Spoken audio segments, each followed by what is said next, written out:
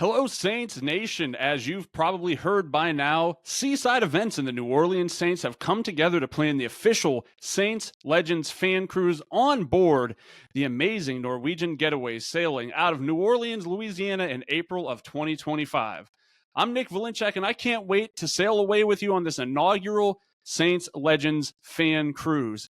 This journey promises fun, adventure. I'm sure we'll talk a little bit of football on the way. For more information, visit saintslegendscruise.com and let's gear up to paint the seas black and gold. And today, I'm excited. I'm really excited. This has been a long time coming. I'm going to talk with a man who played in the NFL for 9 seasons, started right by me with the Cleveland Browns, worked his way to being a captain for 4 or 5 years with the New Orleans Saints. I'm talking with none other than Craig Robertson. Craig, how are we doing today? Man, doing awesome, man. Thank you for the introduction as well. You know, I try to do the very few things I'm good at well. So, I found 1 or 2, and we're kind of sticking with them. I'm excited. It's been really a great time. I'm a football fan, right? Right. I'm in Northeast Ohio, so I'm actually literally in the cradle of football civilization where it technically evolved from. I'm 40 minutes from Canton. Go to the Football Hall of Fame very frequently.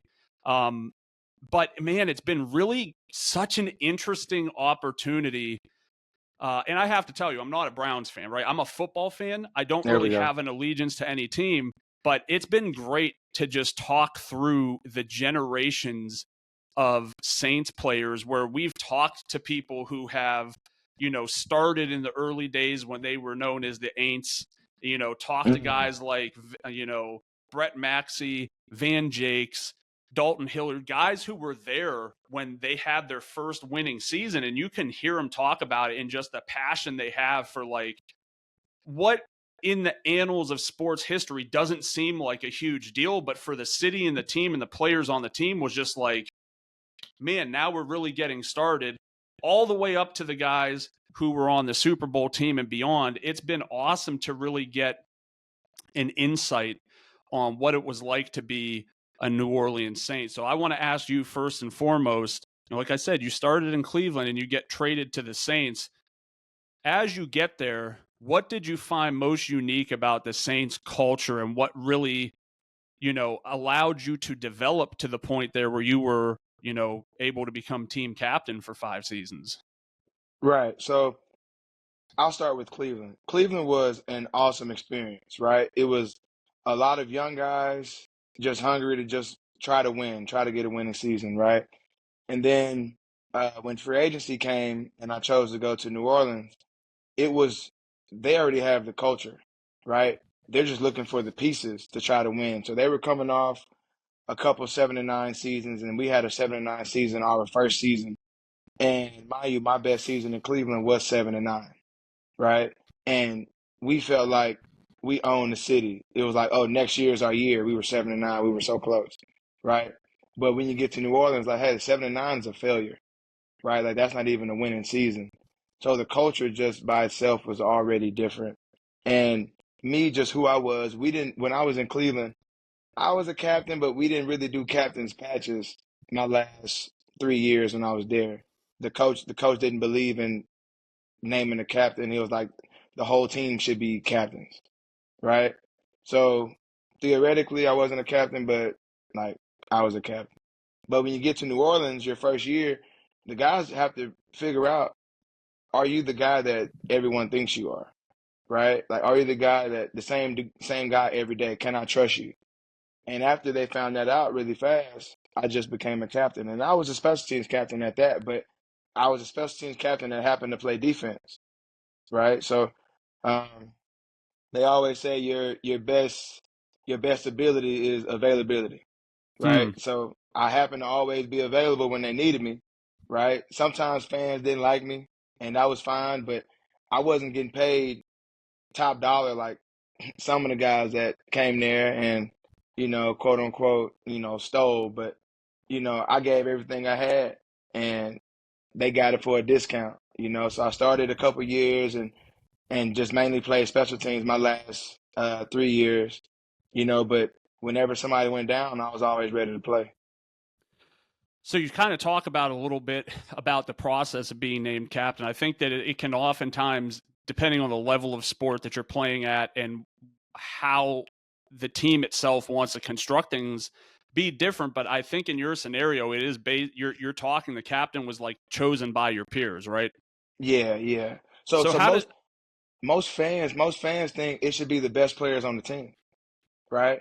And that's not always the case, right? Because we had times where um Marshawn Lattimore was the best DB on our team. Mike Thomas was the best receiver on our team, right? But then you had guys like Teron Armstead was a leader, right? Like the way he led people. Drew Brees was a leader, right? The way he led people. Cam Jordan is a leader. You know what I'm saying? Like not to say like those guys aren't because they are, but when you have guys that I'm gonna lead you every single day, right? Like those are the guys that you lean on when things get tough, right? yeah. And I think that's a great way to look at it, what you said, because I think it's really easy for a football fan from afar to be like, oh, well, like the team captains should be Darren Sproles and Cameron Jordan and Michael Thomas and Drew Brees because they're the household names. And this is what I'm about to say is no slight to these men at Yeah, all. But there's a difference between being the best player on the team and being a leader. And leader can mean so many different things. And that's something that isn't necessarily always judged by right, your skill, but it's judged by the work that you put in and how you motivate the people around you to be the best that they can be. right. And I mean the difference of when you see a leader, right? When I got to Cleveland, I mean when I got to New Orleans, and mind you, I had some great leaders when I was in Cleveland. Joe Thomas, who else? DeQuell, Jackson, Mm. Phil Dawson, Josh Cribbs. I had some great leaders, right? But when I watched Drew Brees when I first got to New Orleans, it was mind blowing to me how he operated. It was almost robotic, right? Because he did the same thing every day. He was gonna be first and he was gonna be last. He would finish the day with treatment, and mind you, like he's walking around like he's okay, right? And Drew's one of the toughest guys I've ever seen, especially in them last couple years and him playing through all the injuries that he played through. Like, that's a leader. No, he didn't complain. He didn't say anything. He just made it work. He just wanted to win for the guys, right? And that's what leaders do, you know? So that's the difference when I see leaders. I see guys that fight through stuff. I see Mm. guys that they're going to put in the extra work. Nobody has to see me. You know, Drew would go through a whole game plan. We would be playing N64 in the locker room, right? And Drew would be going through the whole game plan, his reads and all that, following a walkthrough on Friday or a fast Friday. He would go through the whole game, every call, Mm. right? And we would be sitting there playing the game, and his locker was right behind us to the right, and we would just look over there and be like, "Man, that's the GOAT." Because he's doing it every day. Like nobody's looking at him like, "Hey, Drew, make sure you go through the plays." You know, like he would just sit in his locker, have the play sheet, and go through it. And then when he lights it up on Sunday, we're not shocked. He Hmm. already played the game already. So that's the difference, right? That's when I say leaders lead. Yeah. That's a lot of really good insight. And I have one follow-up question to this. Were you playing GoldenEye on N64? Or what were you No, playing? no, Smash Bros. Okay, that's Always. good.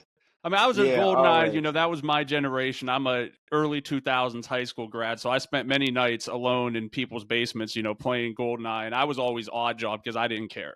Right? I don't care if Right, it's a little right. guy who it doesn't matter. You win, you win. It Hmm. doesn't matter how you do it. Yeah, Hey, no, I'm a big we had GoldenEye. We just never played it. okay. I'm a big college football fan. Am I seeing you sport a North Texas Mean Green shirt? Is that what that is? You are, Okay, yes. I know that's your alma mater, right? It is, yes. So I'm always kind of like fascinated by the guys who come out of these smaller schools. And I mean, when I say I'm a college football fan, I think when a lot of people hear that, they're like, okay, so you watch Ohio State, Alabama. No, I've been, I'm the guy who's watching Conference USA on a Thursday night. I'm watching Hmm. Maction on ESPN on a Tuesday night in November. It's Yep. always fascinates me because you see that there's still such a huge pool of talent at these schools, and they have such a high skill level, but they don't get the attention necessarily that the guys from the Power Now 4 conferences do. Would you say when you come into the NFL, is there like a little bit of an extra chip on your shoulder knowing that you're from like a smaller school and didn't even really get to go to the big ones, but now you're at the big time and you feel like maybe there's like more that you have to prove? Definitely. And that's why a lot of guys from the smaller schools stick longer, right? So I would love to see like someone do research on that, because like when you do have the chip, and some guys have a chip and it's because they didn't get drafted as high as they wanted, right? Or I should have stayed another year and they told me to come out early, right? We have a chip because we feel like no one gave us a chance anyway, right? And now with NIL is a little bit different, Mm-hmm. right? Because now you having talent. I just want to go somewhere where I can go play, and high school kids are kind of getting the short end of the stick, because they got 40, you're getting 40 guys in a recruiting class now, and 25 of them transfers when it used to be 25 freshmen. Right. And then you add in some more transfers or JUCO guys from there, right? So it's flipped in a way which is kind of evening out the parity a little bit of talent, right? But it just, in my opinion, it sucks for the college kids now. They're able to get money, but I feel like they're missing the point, right? Like you get Tom Brady talk about like these kids really can't get evaluated by their coaches because the coaches are just learning them too. So when a scout comes in and wants to look at this kid, he can't tell them anything about that kid. He just got there, It's fair. right? Like minus he's a great athlete or quarterback or whatever, but anything past that is like, okay, well, I just know surface level. I just met the kid. I told him enough to where he could transfer or come here. Or if in some cases, offer him enough money to come here. Right. Right. Yeah, I mean, you look at a team like Ohio State, they get two basically number one ranked recruited quarterbacks. Yep. And then Will Howard transfers in from Kansas State. And now it's Right. like, okay, he might only be there 1 year, but then the problem is going to repeat next year that they might get a grad transfer or a regular transfer. Mhm. They might bring another number 1, 2, 3 ranked quarterback recruit in. And in times past, you're right, a lot of times it would just be a dude would sit around until his final year and maybe get a grad transfer and go play somewhere else. But Yep. now it's like if you get a young quarterback who sticks and there's two high-ranked recruits behind them, they're going to go to another school where they're going to be able to play and get money. So the whole landscape changes immensely, and it's very highly transactional.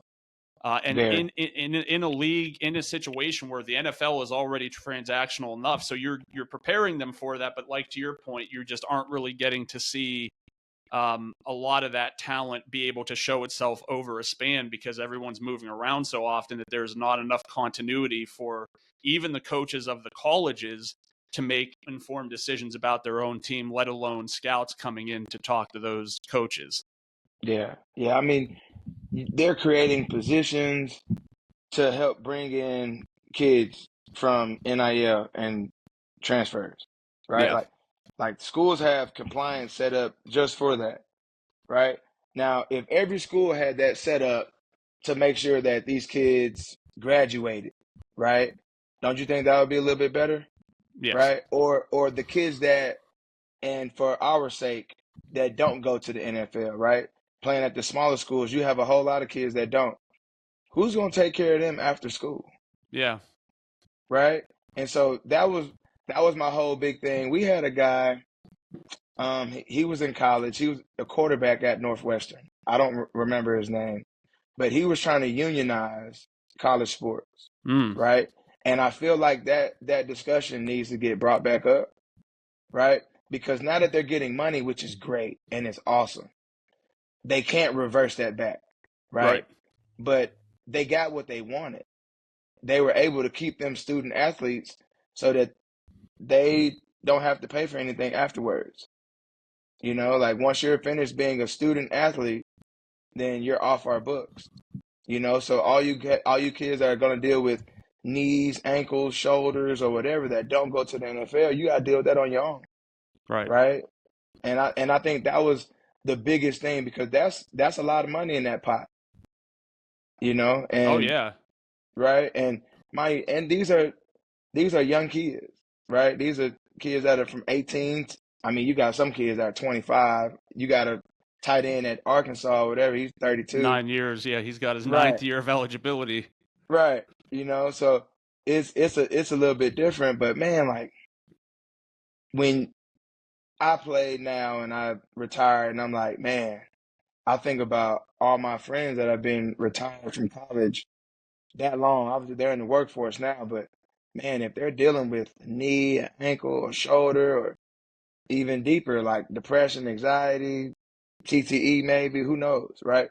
You got to deal with that on your own, you know? So, I mean, I just think it just involves a deeper discussion. Yeah, for sure. That's a lot to take in. And I usually ask the guys when I do the interview advice for, current players. I think you've pretty well handled that with what we just talked about. Now, before we kind of move on to more modern day stuff, what would you say is like your top memory from your time as being a New Orleans Saint? Top memory.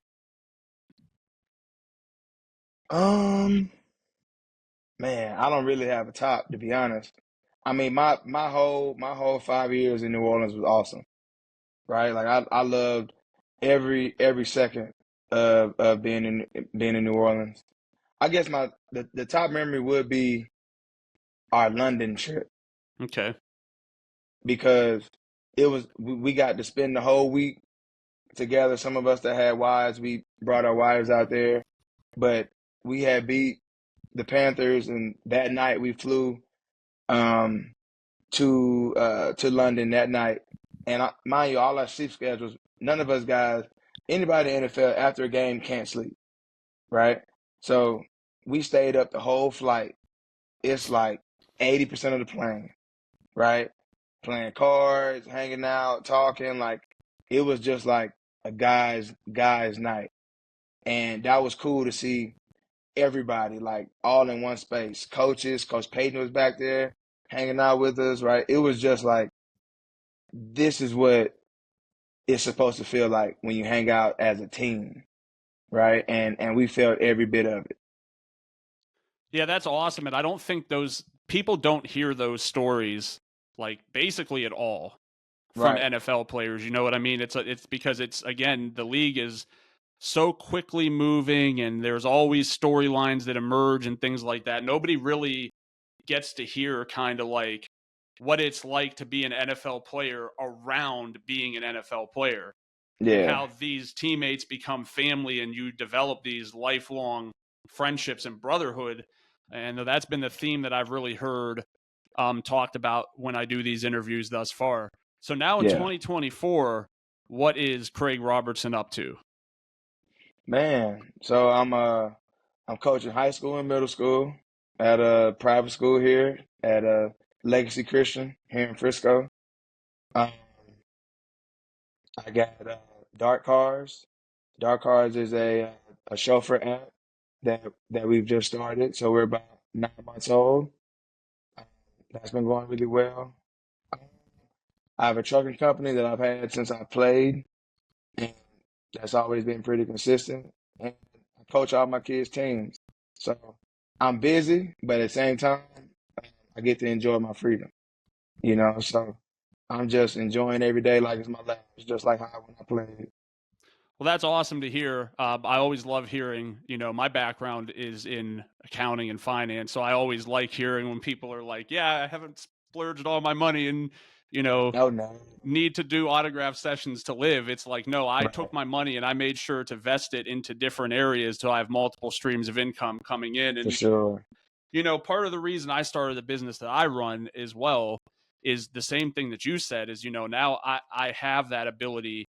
It's busy. It's not to say I don't have days where I'm putting 10 or 12 hours in, but for the most Right. part, I still have that flexibility to be able to be around my family and in their lives. And if we want to do something, it's like, oh, it's not, well, I got to do this thing for work. It's okay, I'll figure out what I have to do, but I'm spending time with you because I have a 6-year-old that was just 1 year old. And I'm sure you can relate that it comes quick before you realize it. And so you don't want to be in a situation where you've devoted your life to running a business and you're doing it so that you could provide a better life for your family, but you didn't actually get to spend any of it with them. Right. And I mean, that's what me and my wife talk about, right? Because she runs her own business. So her business is Deluxe Escape. So she's like a luxury travel advisor, Mm. right? And so we travel quite a bit.